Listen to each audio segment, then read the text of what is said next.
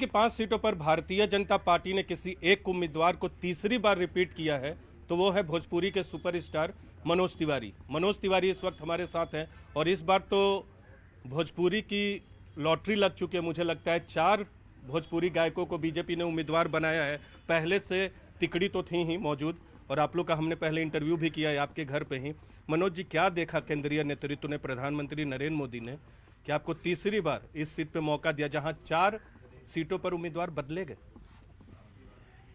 नहीं, बड़ी कृपा है, बड़ी धन्यवाद है नरेंद्र मोदी जी का। जितना भी हम धन्यवाद के लिए शब्द हमारे छोटे हैं, हमारे राष्ट्रीय अध्यक्ष नड्डा जी का धन्यवाद और हमारे शीर्ष नेतृत्व का, अमित शाह जी, राजनाथ सिंह जी, सभी का। और सबसे बड़ा देखिए ना, अभी तो मुझे हमारे क्षेत्र के लोग जो प्यार दिए हैं, कल रात से ही 8 बजे से ही यहाँ पे सब लोग बैठे हुए हैं। मैं सो गया, लोग बैठे हुए हैं। तो ये जो प्यार है, शायद उसी के लिए हमको ये चांस मिला। लेकिन इससे अलग भी एक बात है कि मान लीजिए मुझे सीट नहीं मिलती, मुझे कोई और काम दिया जाता तो भी मैं उसी भाव से करता। तो अब भारतीय जनता पार्टी के संस्कृति में टिकट मिलना और ना मिलना में बहुत अंतर नहीं है। पार्टी हमें जो काम दे रही है हम वो करने को तैयार है और यही सबका भाव है। लेकिन आप खुद कह रहे हैं या आपके दूसरे सहयोगी जो हैं वो कहते हैं कि प्रधानमंत्री मोदी के कार्यकाल में काम बहुत हुआ है।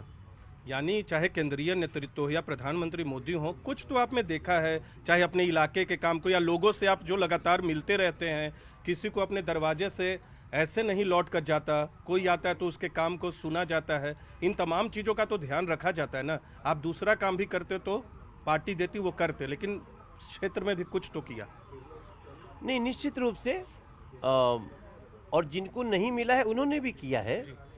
ये बात सही है कि हमने, हमारा जो लोकसभा क्षेत्र है, हमारे क्षेत्र की कुछ बड़ी डिमांड थी। जैसे सिग्नेचर ब्रिज 15 साल से लटका पड़ा था, लोगों ने कहा, हमने मोदी जी से कहा, बन गया। शास्त्री पार्क का फ्लाईओवर, सीलमपुर का रोड पुल का डबलीकरण, मेट्रो हमारे क्षेत्र में आती नहीं थी, पहली मेट्रो में हम ही बैठ के आए। हमारे यहाँ एक सेंट्रल स्कूल नहीं था, 3 सेंट्रल स्कूल की परमिशन हो गई, एक तो बन के तैयार है।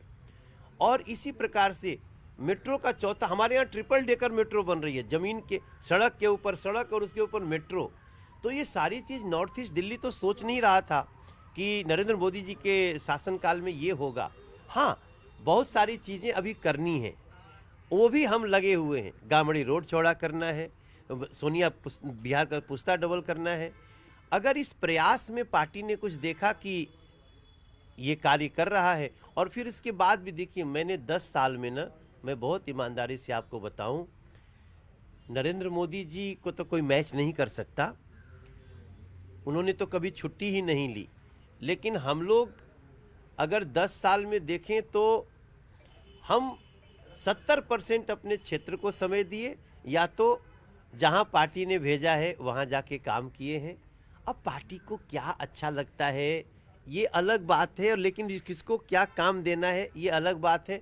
जो भी दे दे, हम नरेंद्र मोदी जी को तीसरी बार प्रधानमंत्री बनाने के लिए जी जान लगा। आप कह रहे हैं तीसरी बार प्रधानमंत्री बनाने के लिए, और आप तीसरी बार अगर यहाँ से कांग्रेस के उम्मीदवार को, क्योंकि आपकी सीट पे कांग्रेस का उम्मीदवार आएगा, आम आदमी पार्टी और कांग्रेस एकजुट हो गए हैं, मुकाबला तो कड़ा होगा, या हैट्रिक बना लेंगे आप कह रहे पीएम तो जीतेंगे, आपको चुनौती मिलेगी?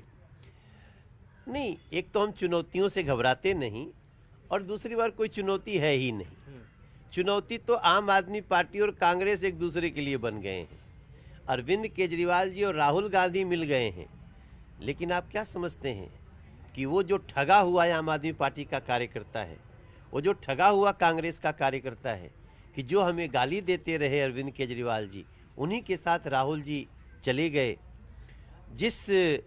और अरविंद केजरीवाल जी के आम आदमी पार्टी के कार्यकर्ता निराश हताश सोच रहे हैं कि ये लोग जिस स्तर पे आए हैं, तो ये कभी स्वीकार थोड़ी होगा। चुनौती उन लोगों के लिए आपस में बन गई है।